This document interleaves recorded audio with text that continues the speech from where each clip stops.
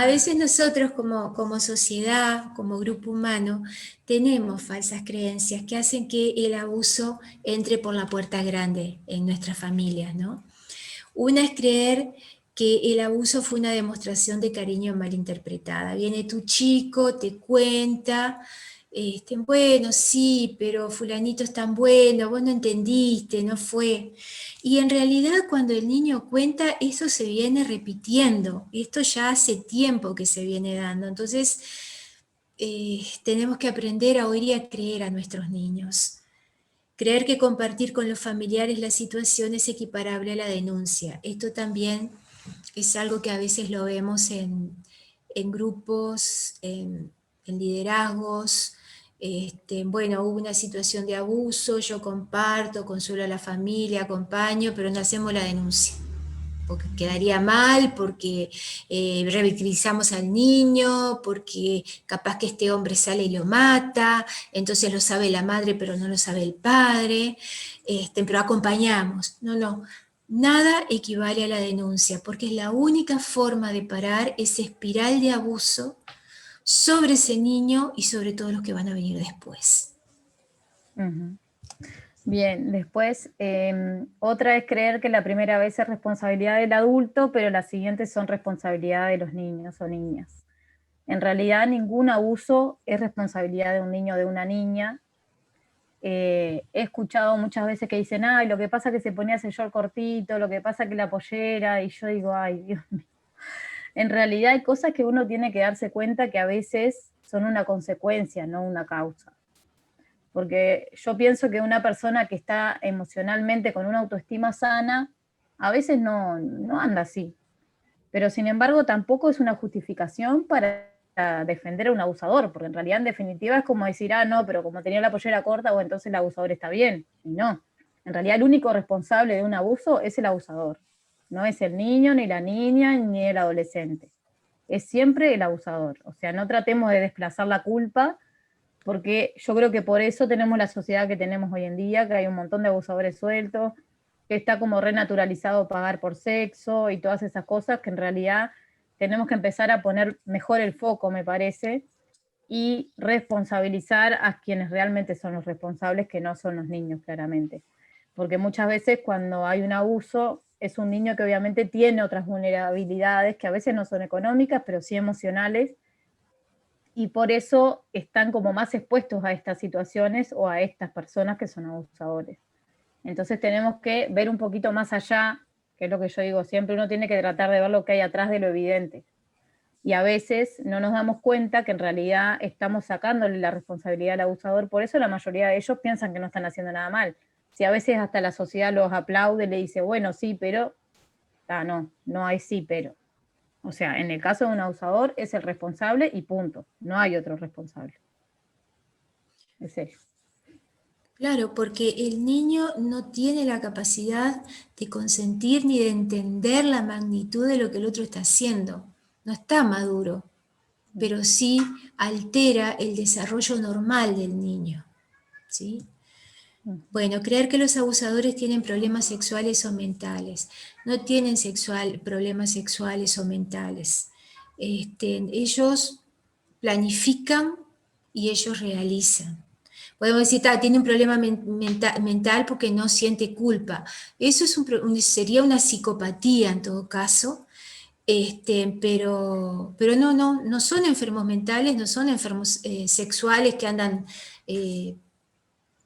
este, violando indiscriminadamente al que se le cruce, sino que son personas encantadoras, personas integradas a nuestra sociedad, personas que funcionan bárbaro, empáticas incluso, que están planeando, que tienen esa preferencia sexual, son pedófilos, tienen la preferencia sexual de los niños, y eso es ilegal, eso es un daño irremediable a los niños, pero igual lo hacen. No sé si fui Claro que clara. no Capaz todos que no los fue muy abusadores. técnica, pero... Quedó clarísimo. Claro, lo que vos decís es que no todos los abusadores son psicópatas. Claro, no, no. Ah, No, no. eso. Después, bueno, acá viene más o menos lo mismo, creer que solo pasa en clases bajas y o con personas adictas.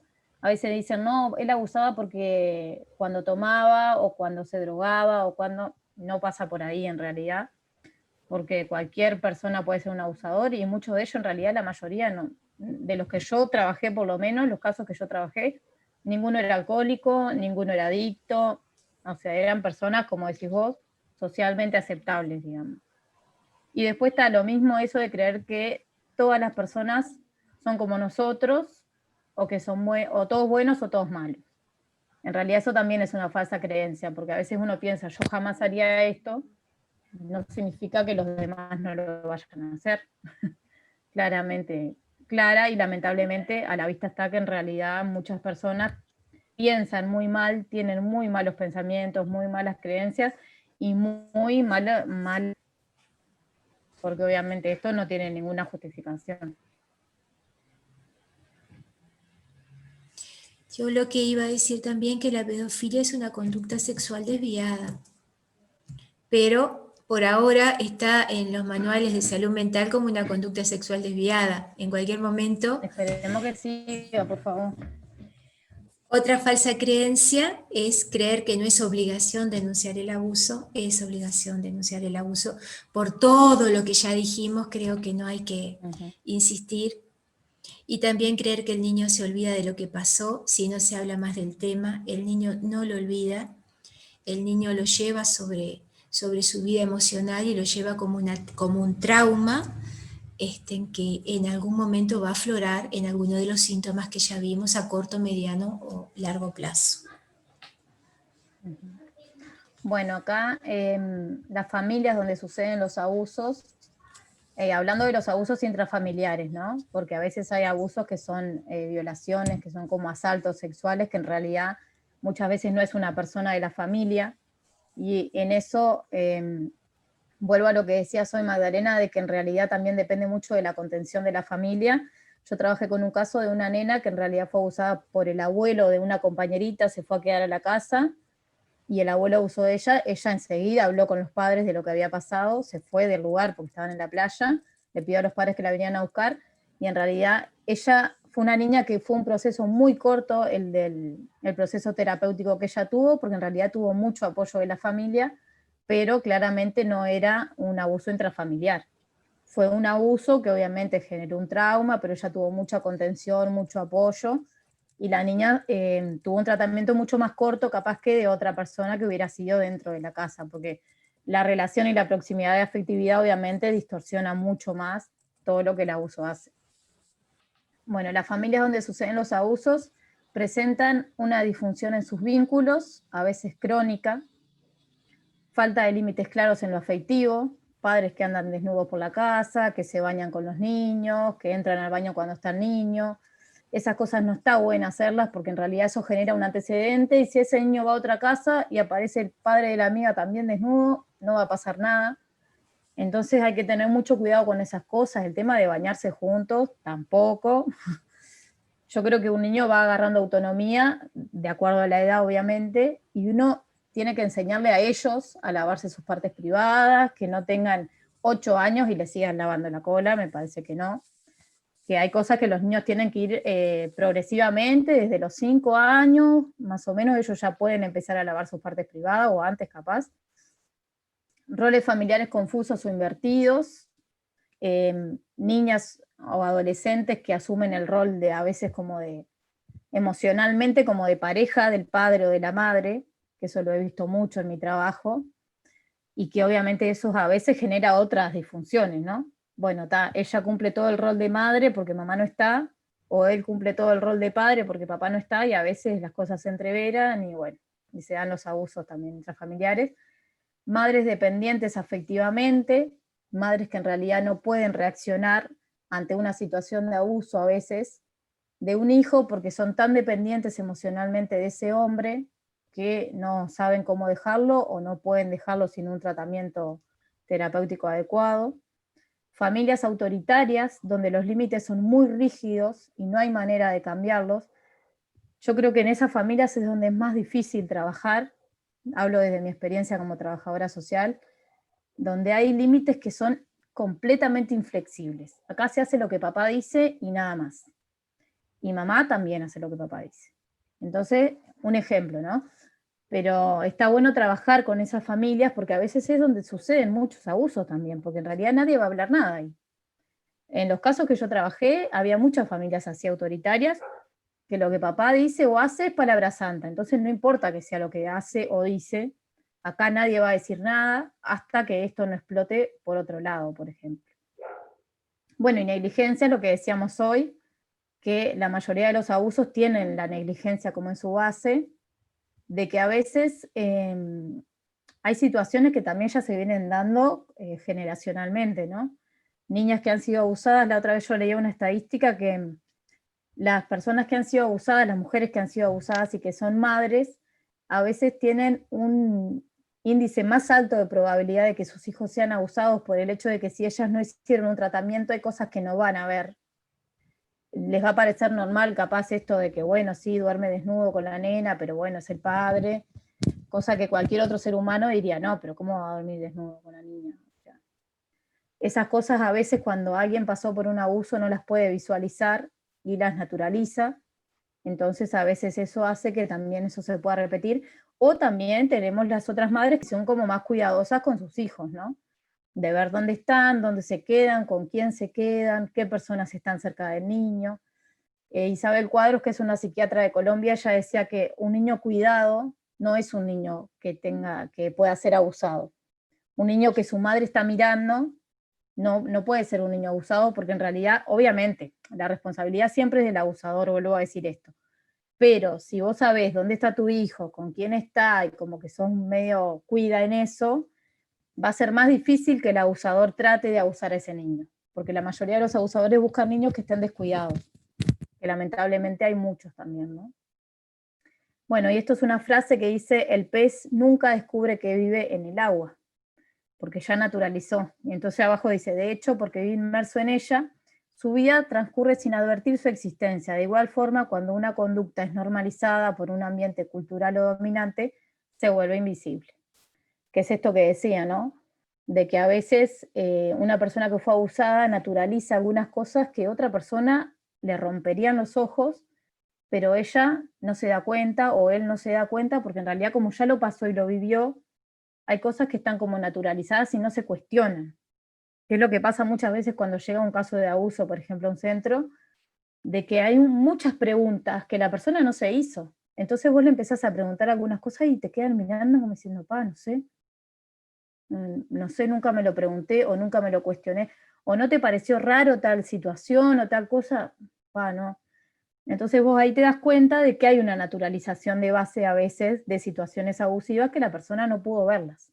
A veces no es que la madre no quiera darse cuenta, a veces es que no puede verlo. Madres no ofensoras, si el trauma no fue elaborado, esto que estaba diciendo, la invisibilidad o incapacidad de reacción es muy pobre o nula, aumentan las posibilidades de generar vínculos con hombres violentos o abusivos, por esto mismo de la naturalización, y cuando la madre sufrió abuso sexual infantil, se cuadriplica la probabilidad de que sus hijos sean víctimas, y si hay consumo de sustancias, las mismas aumentan 24 veces, por esto mismo de la negligencia, ¿no? Y esta es una frase que yo uso mucho, que es, mamá, hazlo por nosotros, actúa. Ante el maltratador, tolerancia cero. Hay situaciones a veces donde dicen, no, por tus hijos tenés que aguantar, o por tus hijos, yo digo todo lo contrario, por tus hijos no tenés que aguantar. Por tus hijos es que te tenés que ir en muchas situaciones donde haya violencia o donde haya abuso, porque en realidad un niño que crece viendo eso se va a identificar o con el violento o con la pasividad de la otra persona. Entonces yo creo que ninguna madre quiere que sus hijos sean eso, que se dejen hacer cualquier cosa o que le hagan cualquier cosa a los demás. Entonces a veces hay que actuar. Bueno, esa es una frase mía, que se fue, igual me la sé de memoria, que dice, desconfía de cualquier persona que quiera estar más tiempo que vos con tus hijos. Eso me parece que es así, porque en realidad a veces cuando hay una persona que es demasiado servicial y que le trae regalos o que trae esto, pero vos anda tranquila, que yo me quedo, siempre uno tiene que estudiar bien quién es la persona, cuál es la situación y prender las luces a veces, porque decís, bueno, ¿por qué tanto interés? Yo, por ejemplo, que soy madre, que vivo sola con mis hijos, yo cuido muy bien con quién están ellos o con quién los dejo, porque en realidad uno tiene que saber que a veces hay situaciones que vos decís, bueno, está pobre, está sola, yo la ayudo a cuidar a los niños. Ojo, ojo porque hay gente que quiere hacer leña del árbol caído, como se dice, ¿no? Que a veces piensan que bueno, como uno está solo con unos niños, hay que ayudarlo y hay que tener cuidado con qué personas se acercan a uno también, ¿no? Porque por lo general, una persona que va a abusar de unos niños no se va a acercar directamente a los niños, porque sería muy obvio. Entonces, primero se va a acercar al adulto referente. Entonces, también hay que como que estudiar un poco eso. Bueno, acá en las intervenciones, ¿qué hacer frente a un caso de sospecha de abuso? Algunas cosas ya las dijimos, así que las voy a leer nomás como por arriba. Siempre creerle al niño, no revictimizarlo pidiéndole que cuente varias veces lo sucedido. Y lo ideal sería grabar, que es como dijo Magdalena hoy al principio. No creerles lo sumerge en la desesperanza. Siempre tenemos que creerle al niño, porque cuando un adulto no le cree, ya después capaz que no cuenta nunca más lo que pasó. Entonces hay que tener mucho cuidado, tampoco decirle al niño, lo que vos me digas va a quedar entre nosotros, porque estamos reforzando el tema del secreto, y es mentira aparte, porque en realidad nosotros sí vamos a hablarlo con alguien para pedir ayuda, entonces tenemos que decírselo al niño, pues si no estamos utilizando los mismos mecanismos que el abusador y no está bueno. Encontrar un referente protector en la familia para el proceso y para empoderarlo cuando finalicemos la intervención. Hay que ver muy bien quién es ese referente, porque cuando el abuso es intrafamiliar, a veces hay que ver bien cuál es el familiar que puede ayudarnos y que está dispuesto. Lo ideal no es retirar al niño del núcleo familiar, sino al abusador, en los casos que sea posible. Esto, bueno, es todo un tema también en la justicia. El niño no debe estar en contacto con el abusador bajo ninguna circunstancia y denunciar por medio del sistema de salud educativo, locales de referencia de INAU o línea azul, que es anónimo, 0800 50 50. Después, ¿qué hacer frente a un caso o una sospecha de abuso sexual? El sistema penal depende del nivel probatorio, o sea que en realidad el relato del niño, como decía Magdalena, es la excelencia. Entonces, si pudiéramos grabarlo, sería lo ideal para que el niño no tenga que estar repitiendo y eso se lo puede presentar al juez. Tratamiento psicológico para el niño, niña y adolescente en centros especializados y, de ser posible, para su familia, sería lo mejor. Se interviene diferente cuando el abuso es intrafamiliar y extrafamiliar. Esto ya hoy hablamos de por qué. Trabajar en redes sociales y educativas para prevención. Y bueno, la denuncia judicial cuando es un menor de edad tiene que estar ratificada por uno de los padres. En este caso que yo les comenté, que fue un adolescente que abusaba de los dos hermanos, uno de los dos referentes tuvo que firmar la denuncia contra ese hijo, porque el otro no lo iba a hacer, entonces uno lo hizo y tuvo que firmar esa denuncia porque tenía que ratificar la denuncia. Seguramente no debe haber sido nada fácil firmar una denuncia contra un hijo, pero en algún momento alguien tiene que hacer algo, si no eso se iba a seguir repitiendo durante más años. Bueno, ¿dónde denunciar? Acá ya más o menos dijimos, puede ser locales de INAU, centros especializados de abuso, en una escuela, en el hospital. Hay muchos lugares donde uno puede ir a hablar si no se anima a ir a hacer directamente una denuncia, puede ir a la escuela, a plantear la situación, al médico que atiende al niño, al pediatra. Bueno, y acá sugerencias, te los dejo a vos, Magdalena. Sugerencias. Cuando sale a la luz el abuso sexual, los niños afectados no cambian automáticamente su modo de relacionarse y ver el mundo, ni perciben su seguridad. Oscilaciones entre el amor y el terror hacia su ofensor, las retractaciones, la anestesia emocional, las justificaciones o el silencio serán resultado de una forma de vínculo que el abusador sexual ha madurado a lo largo de los años. ¿Qué quiere decir esto? Cuando el niño rompe el silencio, no quiere decir que ya automáticamente cambia, está liberado, esas emociones ambiguas entre amor y pánico que fue sembrando el abusador, yo te amo, pero mi amor te duele, yo te amo, pero voy a dañar a tu familia, iba creando una sensación entre amor hacia el abusador o cariño, porque es una figura como ya la describimos, y el terror de las consecuencias. Entonces va a haber muchas oscilaciones entre esos dos extremos en el niño, hacia su ofensor, lo que puede hacer también que él retracte y se retracte en sus testimonios. Por eso es tan importante tener el primer testimonio grabado. Y que en realidad hoy en día el tema de la retractación es una de las confirmaciones de que el abuso pasó, en realidad. Sí, sí, es parte del esquema, de un esquema no me salió ahora el nombre, creo que es de Finkelor, de las consecuencias de... No, es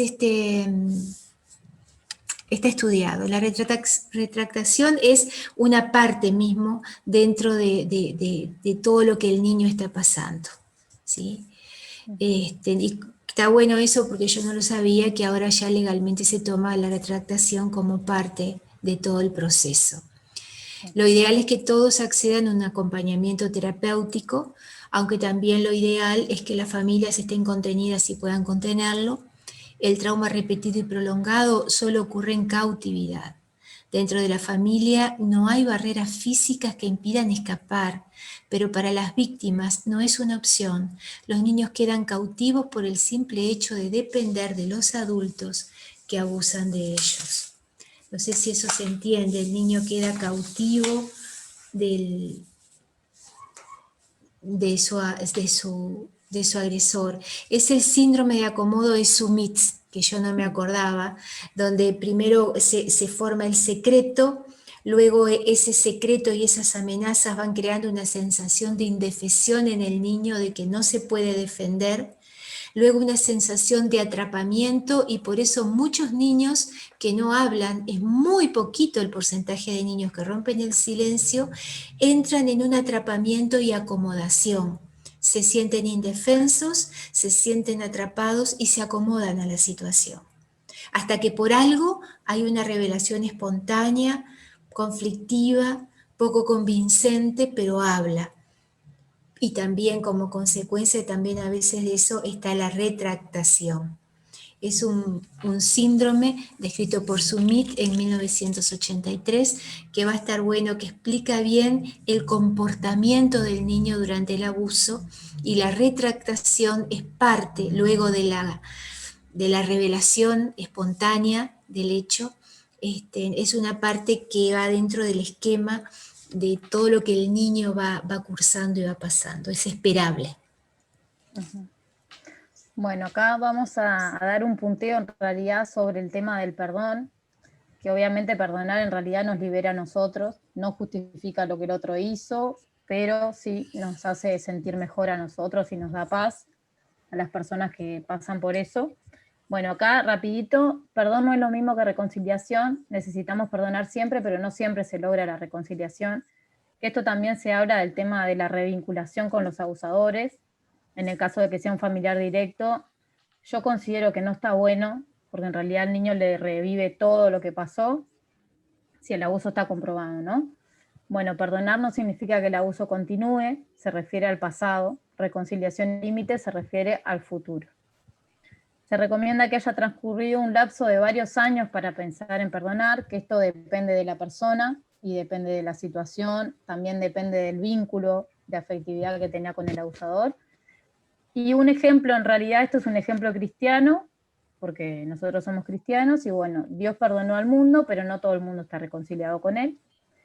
Y consideramos que la impunidad debe ser erradicada de nuestros hogares y de nuestras iglesias. Y hablamos de nuestras iglesias porque en realidad es como también algo con lo que nosotros nos vinculamos siempre, y sabemos que también hay abusos dentro de las iglesias y no está bueno, así como no está bueno dentro de los hogares ni dentro de la sociedad. Dentro de las escuelas. Sí, dentro de las escuelas, o sea, creo que hay cosas que tienen que hablarse y que tienen que salir a la luz para poder revertirlas y para poder hacer algo en favor de los niños. En todo esto hay una cosa que yo quiero remarcar. A veces se insiste mucho en el perdón. A un niño no se le puede perdonar porque él no tiene la capacidad de abstracción, de entender lo que es el perdón. La mamá le dice, pedile perdón al hermanito que le pegaste, y le pide perdón, pero no tiene la más pálida idea de lo que es. Entonces, no solo no pedirle a los niños que perdonen, porque no van a saber lo que significa el perdón. Recién allá en la adolescencia, cuando sus centros madurativos comienzan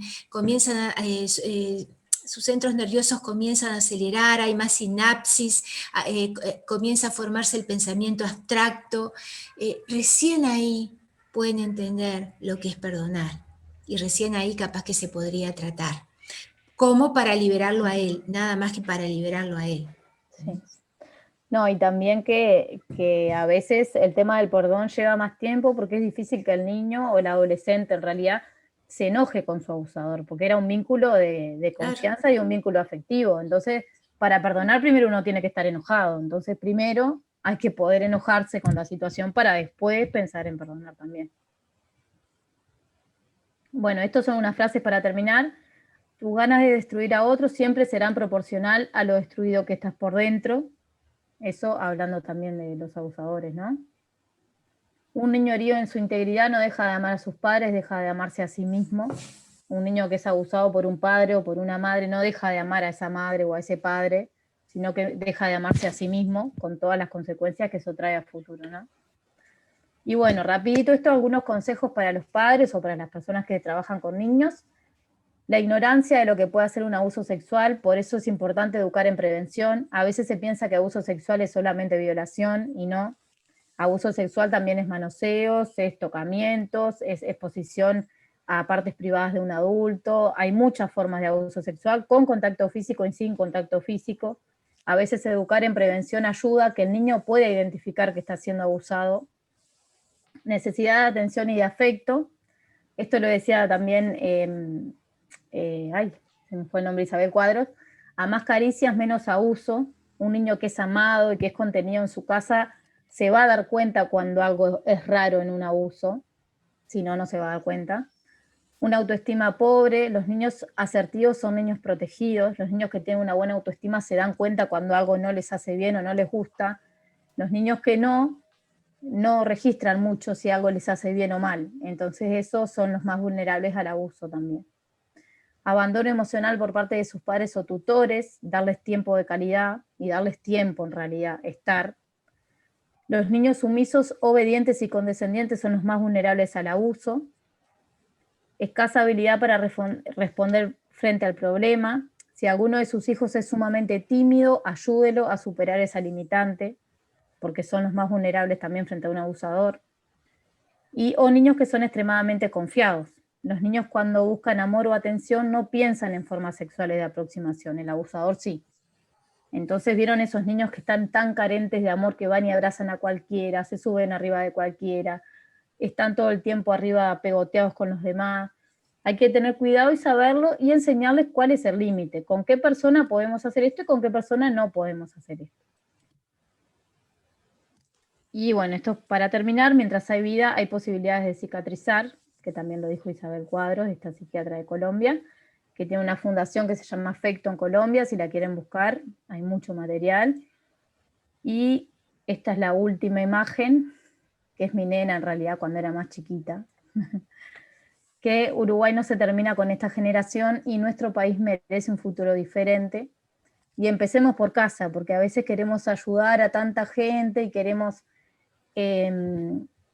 apoyar a otras personas a que puedan salir de alguna situación, y yo creo que en realidad la Madre Teresa decía eso, ¿no? Decía, si quieres cambiar el mundo, ve a tu casa y ama a tu familia, y me parece que es tal cual, que va por ahí el tema.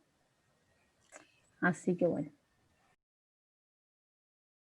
Gaby, hay algo que creo que nos une a todas las madres y a todos los padres, es una preocupación que tenemos, y es la preocupación de que nuestros hijos, nuestras hijas no sufran abuso, nunca en la vida. ¿Hay manera de evitarlo? No se puede evitar el abuso. No se puede evitar, No, pero no por ejemplo evitar. dándole info... Si tu hija, Dios no lo quiera, va a ser abusada, no podés evitarlo. Es imposible evitar absolutamente el abuso. Lo que sí podés hacer, es tratar de bajar las probabilidades de que ese abuso que sufrió tu hija continúe sufriéndolo. ¿Bien? ¿De qué manera? ¿De qué manera? A ver, te voy a poner un ejemplo. ¿Qué solés decirle? ¿Qué solés hacer vos para prevenir el abuso de Isa? ¿Qué solés hacer? ¿Qué le solés decir a Isa? Y lo que me decía mi viejo, por ejemplo, No. Nadie te puede limpiar ahí abajo. Nadie Solo debe tocar las mamá. partes íntimas. Exacto. Mamá, Nadie papá. nadie tiene permiso a tocar. Exactamente. Eso es lo primero que le decís. Sí. Lo segundo que le solés decir, corregime si me equivoco, Sí. es, si alguna vez ocurre, me lo contás inmediatamente. Obvio, inmediatamente. Confía en mamá, vos venís y me lo decís. Perfecto. Sí. Tercer cosa, Sí. si en este momento tú y yo estamos charlando, porque Sí. si estuviera Isa dando vuelta por acá, Sí. y yo te pregunto, Dani, ¿qué harías con la persona que abusó de tu hija? ¿Qué harías? Lo primero que me sale decirte Dale, es sí. políticamente incorrecto, Dale, lo ¿qué sé, harías? lo mato. Ok, vos acabas de decir que lo matás. Sí, o ¿verdad? la mato. O la matás o lo matás. Sí, es lo Está que a bien. uno le sale, ¿no? Perfecto, Bueno. está bien. Es lo que suelen decir todos los mamás y las Exactamente. papás. Bien, primera regla. Sí. Nadie te debe tocar. Segunda regla, me lo contás inmediatamente. Y tercera, si alguno lo hace, yo lo mato, lo asesino, lo degüello. Bueno, ¿verdad? una manera, Todos sí. los papás o mamás solemos decir eso. Sí. Bien, bien, son 3 reglas que ponen en peligro a tu hija. Y es en serio esto. Bien, primero. ¿Por qué? Por lo siguiente, cuando vos le decís a Isa Sí. que nadie debe tocarla, que nadie puede tocarla, Isa no escucha eso como una recomendación, lo escucha como una orden. Y cuando el abusador logra tocarla, lo primero que va a pensar Isa es desoír la orden de mamá. Entonces soy parte culpable de lo que pasó, porque mamá me ordenó que no me deje tocar y me dejé tocar. Lo que vos no entendés es que pedirle a Isa que no la toquen es lo mismo que yo te pida a vos que te subas a un ring de boxeo con Mike Tyson y no te dejes pegar. No vas a poder. Es que van a hacer el primer golpe, el segundo, pero Tyson te va a pegar. ¿Sí? Eventualmente lo hará. Bien, Isa no sabe qué es eso de no dejarse tocar. Porque no sabe, porque el que la va a tocar no le está explicando que la va a tocar y que la va a abusar. Bien, segundo, cuando vos le decís a tu hija inmediatamente me lo contás, tal vez Isa no puede contarlo inmediatamente. Tal vez pasen semanas y tal vez meses hasta que te lo cuente. El problema es que cuando pase un tiempo, y tal vez a los 6 meses está lista para contártelo, pero lo que le va a venir es que vos le dijiste, contámelo inmediatamente, Sí. y no lo hizo. Entonces se va a sentir culpable y nuevamente va a guardar el secreto. Porque no lo hizo inmediatamente. ¿Y por qué no lo hizo? Porque no pudo. ¿Se entiende? Tercero, Isa escuchó lo que vos le harías a esa persona. Te cuento que estadísticamente el 70% de los abusos infantiles provienen de miembros de la familia. Ajá. ¿Qué significa esto? Que 7 de cada 10 personas que abusan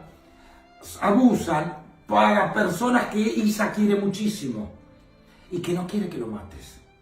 No quiere que le hagas nada daño y no quiere que vos vayas presa. Tercer motivo por el que Isa se calla y guarda el secreto. Ya te dije lo que no tenés que hacer. Ajá, ahora ¿qué tengo que hacer? Muy bien, tenés que sentar a Isa y decirle, Isa, nadie debería tocarte, con calma. Sí. No planteándoselo como que es algo terrible. Sí. Con calma a ella. Nadie te debería tocar, pero puede ocurrir que alguna vez alguien te toque. ¿Es cierto? Bien, si eso ocurre, quédate tranquila, que nunca, jamás va a ser tu culpa, porque vos no sabías que iba a pasar. Entonces quédate tranquila que no es tu culpa nunca. Bien, contámelo cuando puedas. Si me lo contás antes, mejor. Y si no me lo contás antes y me lo contás al tiempo, no importa. Nunca te voy a retar por haber esperado. Bien, nunca te voy a retar por contarme cosas de este tipo. Y tercero, quédate tranquila, Isa. Yo a esa persona no le voy a hacer nada malo. No lo voy a pegar, no lo voy a meter presa, no lo voy a matar. Lo único que yo voy a hacer es lo necesario para que no siga pasando. Punto. Entonces desarticulás el miedo y la culpa y provocás que tu hija te lo pueda decir. De esa manera, lo que evitas es que siga ocurriendo. ¿Qué clase de niño busca el abusador? El niño que no es mirado por sus padres. Entonces, miralo mucho y que los demás vean que vos ves mucho a tu hijo. El abusador suele escapar a esa clase de niños. ¿Y cómo es eso? ¿Cómo es miro mucho a mi hijo? Yo miro mucho a mi hija todo el tiempo. Bueno, perfecto. Entonces, el abusador... Hablas de la atención de la que tengo tensión, sobre- de que no sea un niño o una niña que no le dan bolilla. Claro. ¿No es cierto? Y eso ocurre en la puerta del jardín, ¿no es cierto? Eso ocurre con los familiares, eso ocurre, ¿no es cierto? ¿Cuándo? Porque el abusador es un experto en ver a qué niño es una presa fácil. Claro. ¿No es cierto? Y un niño que es una presa fácil es un niño que se le dieron estas 3 órdenes y después los padres se dieron vuelta, le dieron la espalda al niño creyendo que con las órdenes esos niños estaban cubiertos. No, no funciona así. Gracias, Gaby. Al contrario. Ay, Dios santo, qué fuerte. Bueno, este es un video que en realidad está en YouTube. Dani Lachepi es una humorista argentina que ha hecho varios videos con este psicólogo que se llama Gabriel Cartaña, y me pareció que en abuso es lo más fácil que está explicado y lo más claro en realidad. Porque es verdad, uno tenía la idea anterior, ¿no? De que uno tenía que decirle, no dejes que te toque, me contás, si pasa algo lo mato, y en realidad a veces no nos damos cuenta que estamos informando mal a los niños y no le estamos dando herramientas en realidad, le estamos dando órdenes que ellos no van a poder cumplir porque, como dijimos antes, la responsabilidad de un abuso es del abusador, no es del niño. Magdalena. Clarísimo, no puedo agregar nada. Muy claro. Y bueno, vamos a tener que rever nuestra forma de educar en ese aspecto y de prevenir a nuestros hijos. Porque sí, está perfecto. Desarticulamos el miedo que el otro le infundió. Y la culpa, que es algo que los abusadores son expertos en hacer sentir culpables a los niños también.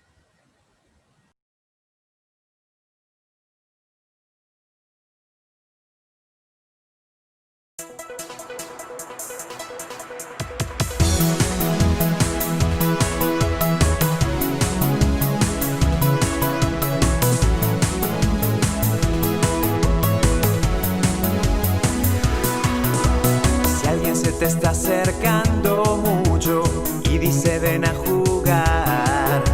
Mírale a los ojos, muéstrale tu enojo y pronto se alejará. Si te hacen cosas que no entiendes y no son para tu edad, llama a tu familia, busca un policía, nadie te debe tocar. cuidado, mira bien a todos lados. A veces la gente se porta mal, muy mal. Cuidado, que tu cuerpo es sagrado. A veces los adultos hacen mal, muy mal. Cuidado, siempre es mejor decir que no. Nadie debe de tocar tu cuerpo, eso es algo que está mal. Y si te amenazan que esto es un secreto, cuéntaselo a tu mamá. Si te llevan a un lugar extraño, corre pronto sin dudar. Aunque sea tu primo, tío o vecino, lo mejor es desconfiar. Cuidado, mira bien a todos lados. A veces la gente se porta mal, muy mal. Cuidado, que tu cuerpo es sagrado. A veces los adultos hacen mal, muy mal. Cuidado, siempre es mejor decir que no. No tengas miedo, no estás solo. Rompe el silencio. Alguien que te ama nunca te hará daño. No guardes secretos que te hagan sentir mal. Que toquen tu cuerpo nunca será un juego. Tu cuerpo es sagrado. Nadie te debe tocar. Tú tienes el derecho a crecer seguro y sin violencia. El abuso sexual es un delito y se debe denunciar.